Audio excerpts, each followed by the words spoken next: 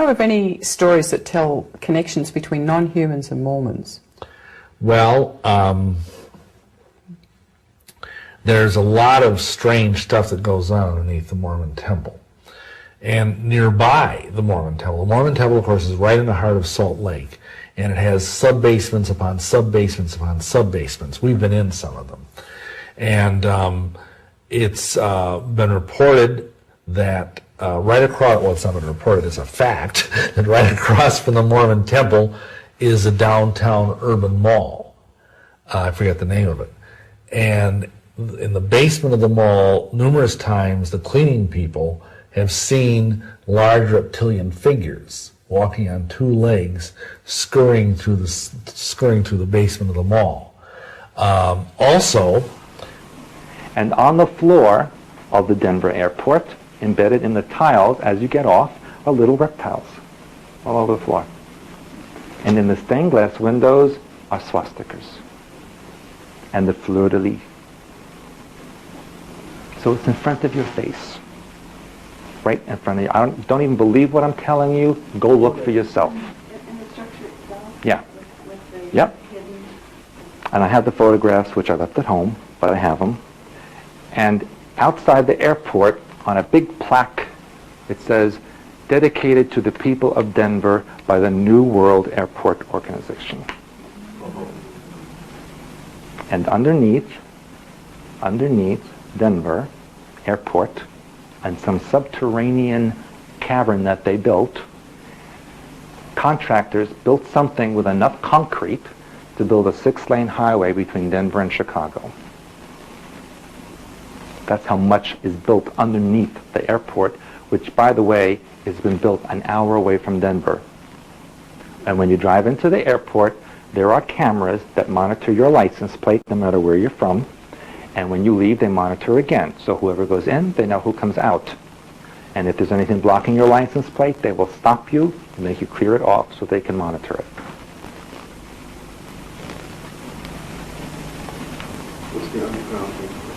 The underground is a gigantic holding pen with entrances and subterranean caverns that crisscross North America.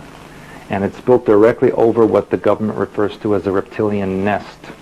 These are nests where there are large pockets of reptilian cultures living there.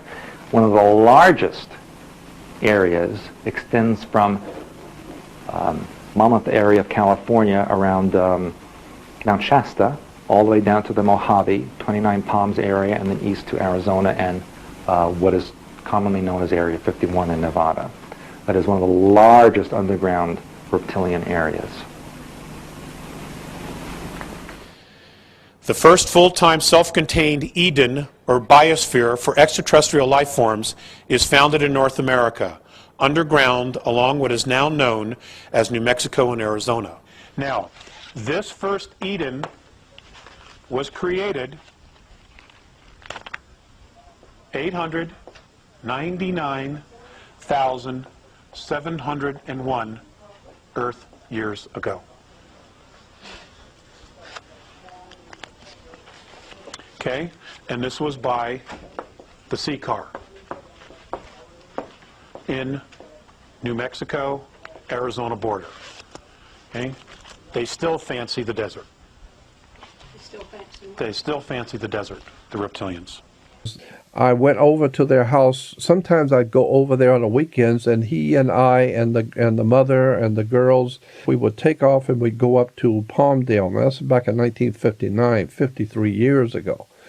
And there's only a couple of warehouses out there, military and that kind of thing. This is like 50, 60 miles north of Los Angeles. And we go way out into the desert. And I remember walking out in the desert with him, and the girls would take off with their mother, and they were roaming around.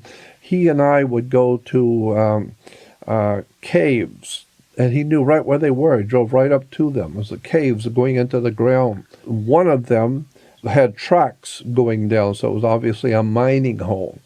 And we went down there. We went way down. We had the flashlights with us, and my girlfriend went with me about halfway, and then she got spooked and decided to want out. And so we went on down further, just the father and I, until we hit water. And he told me, he said, yeah, they were digging down here and they were mining and they hit water and they all died and they're all dead down there. And then other ones he would stop at, we'd get out and he would show me, we'd walk up to the opening in the ground as some kind of like a little hill, and on the other side of the hill would be a hole. And we'd go around and I'm looking at this little hole in this side of this little hill. And we'd go down there for a little bit with the flashlight. And obviously somebody made that hole, somebody made that entrance into that hill, and we could shine the light down and see us going down further, and he said, this is as far as we could go. We can't go any further. And he would tell me, I remember distinctly one time he said, we were walking down this hole, and this looked like a mining hole, but there was no tracks there, and he stopped, and he said, this is as far as we can go. We can't go any further. And I said, why not? And he said, well, because there are aliens here. They're down there. And you will be safe as long as you're with me, and I'm safe as long as I don't go any further. I wanted you to see that there are aliens here, and they live down here, but we're not going to go see them, believe me.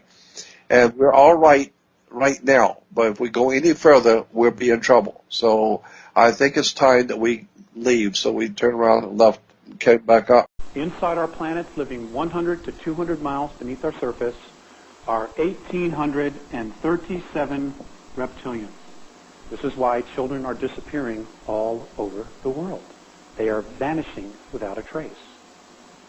Some of them are being taken by the Greys. Westchester County, New York, the last 3 years, 5,000 children have vanished without a trace. Without a trace. The government knows what's going on, but they're harmless. They can't do they're helpless to do anything about it.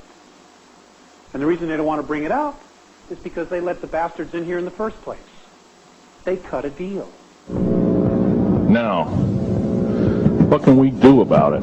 Right now, if we do nothing, we can do nothing about it, and it'll continue to go on. Basically, we'll be led in the dark, and you'll keep seeing more and more people disappear. Right now, there's 100,000 children totally unaccountable through FBI archives, cannot be traced anywhere. They haven't been murdered. Nobody's ever seen them. I think they're hauled underneath in some of these bases, and they are summarily done away with, and they are literally eaten. Now, that is a scary thing indeed. My question was actually about children and the disappearance of children, if you're willing to talk about it. I've said so much about that already. I know that I have been blasted about that, ladies and gentlemen. I absolutely know what I know about the missing children. And I'm not going to apologize for it, and I stand by what I said all those years ago, and I stand by it today. Okay, could you summarize, because we're aware of this as well, so if you could just, in maybe one sentence.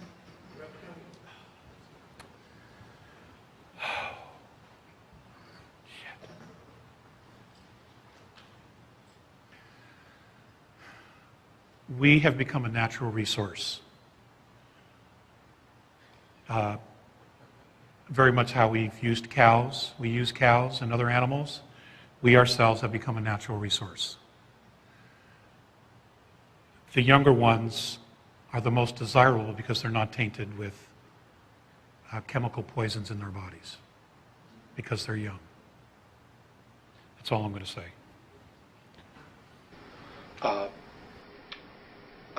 They're carnivorous. They are not friendly to mankind, at least the ones that are here. Are you saying carnivorous, they eat humans? Yes.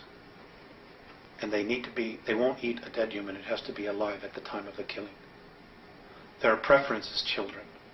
You know, and we've been told you shouldn't talk about that. You know, there are other people say, well, you better not talk about the reptilians. Well, you know, bull. You know, why not? According to the Andromedans, they're responsible for 31,712 children disappearing in the last 25 years from the United States. These children were food. And I'm supposed to just shut up and not say anything about it because people don't want to hear it? That's tough. That's tough. You know, Westchester County, in the last 5 years, 3,000 children in Westchester County, New York, have vanished without a trace. Where are they going? Why are we allowing this to happen? And why should people stay in denial about it? Now, how are they able to do this? How are they able to? How are they able to? How are they able to do it? How are they able to come up out of this from underground and do it, or do they have? There are tunneling systems everywhere. They're being helped by the Greys, and also there are groups within the higher echelon that are actually helping them acquire this. So human beings are abducting the kids and giving them to the Greys, who in turn give them to the Alpha Draconans? That's right. That's part of the deal. They won't come up as long as we feed them down there.